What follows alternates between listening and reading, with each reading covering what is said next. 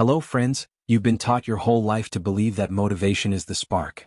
That once you feel inspired, you'll finally do the thing you've been avoiding. You'll go to the gym, start the business, speak up in the meeting, or change the parts of your life you're unhappy with. But let's be brutally honest, how many times has that actually happened? The reason so many people stay stuck is because they are waiting for a feeling that almost never comes. Mel Robbins figured this out not in a psychology lab, not while reading a book, but in the middle of a personal crisis. She was broke, unemployed, and had lost all confidence in herself. Each morning she'd hit the snooze button, not just on her alarm clock but on her entire life. Then one night, watching a rocket launch on television, she thought, tomorrow morning I'm going to launch myself out of bed like that rocket. And the next morning she counted down, 5, 4, 3, 2, 1, and moved before her brain could talk her out of it. It sounds almost laughably simple, but that one decision became a catalyst that reshaped her career, her relationships, and her sense of self. Here's the part that's more profound than it looks. The 5-second rule works because it hijacks the mental loop that keeps you from acting. Between the moment you have an instinct to do something and the moment you act on it, there's a narrow gap, just a few seconds, where hesitation sneaks in. In that gap, your brain starts running a cost-benefit analysis. What if I fail? What if I look stupid? What if it's too hard? The problem is, the brain is not wired for growth, it's wired for survival. And survival, in its most primitive form, means staying comfortable and avoiding risk. By counting down, 5, 4, 3, 2, 1, you're interrupting that loop. You shift activity from the limbic system, which governs fear and emotional responses, to the prefrontal cortex, which is responsible for decision-making and logic. You give yourself just enough momentum to move before fear has the chance to anchor you. This isn't a gimmick. It's a neurological reset button. The psychological depth here runs deeper than productivity hacks. If you think about it, much of human suffering comes from knowing what you should do and not doing it. That gap between intention and execution is where regret lives.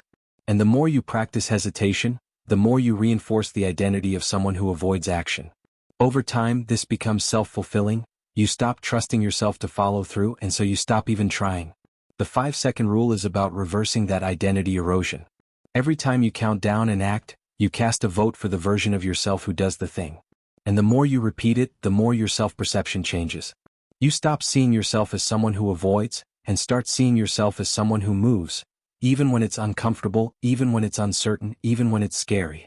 And there's a philosophical point here, one that Jordan Peterson often alludes to in his own way. The world is chaos, and your life is a series of choices about how you engage with it. If you wait for the perfect conditions before acting, you're effectively outsourcing your life to chance. You're saying, I'll live fully once the universe makes it easy for me. But the universe is not in the business of making things easy.